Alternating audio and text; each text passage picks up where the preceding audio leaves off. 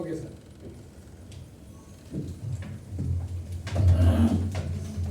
சிறப்புரை வழங்க ஐயா பிருந்தா சாரதி அவர்களை அழைக்கிறோம்.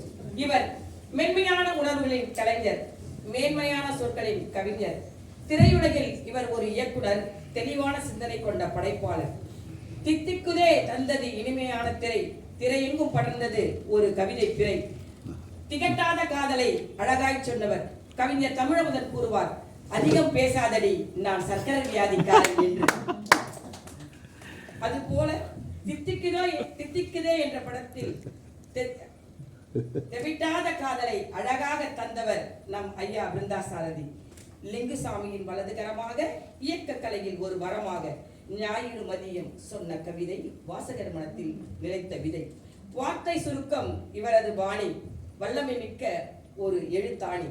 கவிஞர் இயக்குனர் பிருந்தா சாரதி அவர்களை சிறப்புரை ஆற்ற அன்போடு அழைக்கிறேன்.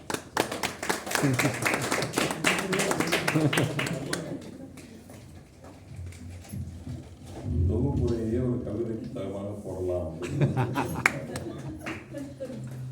அதே தயாரிப்போடு வந்திருக்கிற தொகுப்பாளருக்கு என்னுடைய வணக்கம். இது ஒரு குடும்ப விழா போல கூடியிருக்கிறது. ஒரு நூல் வெளியீட்டு விழா, நிறைய அக்காக்களோடு இந்த புத்தகத்தினுடைய மைய கருத்தை காட்சியாக காணுகிற ஒரு விழாவாக நடைபெற்றுக் கொண்டிருக்கிறது. இந்த விழாவினுடைய தலைமை உரையை ஆற்ற இருக்கிற தமிழின் சிறந்த கவிஞர் மனுஷ்யபுத்திரன் அவர்களே, இந்த நூலை பெற்றுக் கொண்டிருக்கிற இயக்குனர் அன்பு நண்பர் மீரா கதிரவன் அவர்களே,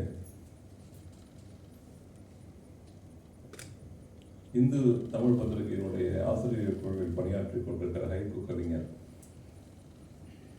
மோ முருகேஷ் அவர்களே, திரைப்பாடலாசிரியர் பார்வதி மீரா அவர்களே, உரையாற்றிருக்கிற மோகன பாரதி அவர்களே, திரைமொழி என்ற பத்திரிகையினுடைய ஆசிரியர் இயக்குனர் சுப்பிரமணிய பாரதி அவர்களே, எதிரிலே அமர்ந்து கொண்டிருக்கிற நண்பர்கள் நிறைய பேர், நூலாசிரியர்கள், அதில் முக்கியமாக மறைநீர் என்ற ஒரு புத்தகத்தை எழுதிய கோலியில் அவர்கள், தமிழில் கடந்த 10 ஆண்டுகளில் வெளிவந்த புத்தியை துலக்கிய 20 புத்தகங்கள் என்று ஆனந்தவுடன் பட்டியலிட்ட ஒரு நூல் அந்த மறைநீர்.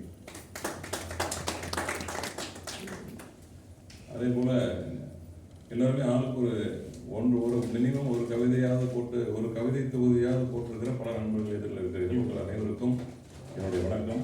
மேடையிலே தமிழ் அமுதன் பாடலாசிரியர் சங்கத்தினுடைய தலைவர் இருக்கிறார். கைது கவிஞர் அன்பு தோழி ஜெயஸ்ரீ, ஊடகவியலாளர்கள் நிறைய பேர் இருக்கிறீர்கள். உங்கள் அனைவருக்கும் என்னுடைய வணக்கம். நண்பர்களே, முதலிலேயே சொல்லிவிடுகிறேன், அக்காக்கள் வாழ்ந்த வீடு என்ற இந்த புத்தகத்தை படித்த போது எனக்கு என்ன தோன்றியது என்றால், இந்த புத்தகத்தை நான் எழுதவில்லையே என்ற வருத்தம் தான் தோன்றியது. நான் 2 அக்காக்களோடு பிறந்தவர். ஒரே பாடுபொருளை வைத்து நான் 3 புத்தகங்கள் எழுதியிருக்கிறேன்.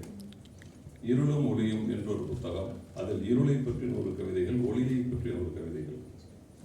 பச்சையம் என்பது பச்சை ரத்தம் என்ற ஒரு புத்தகம், அதில் சூழலியல் சார்ந்த 100 கவிதைகள்.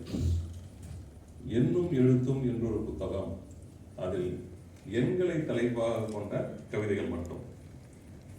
ஆனால் நண்பர் செந்தமிழ் சீனிவாசன் அக்காக்கள் வாழ்ந்த வீடு என்ற இந்த புத்தகத்தில் ரத்தமும் சதையுமான ஒரு உறவை பற்றி ஒரே தலைப்பில் 100 கவிதைகள் எழுதியிருக்கிறார்.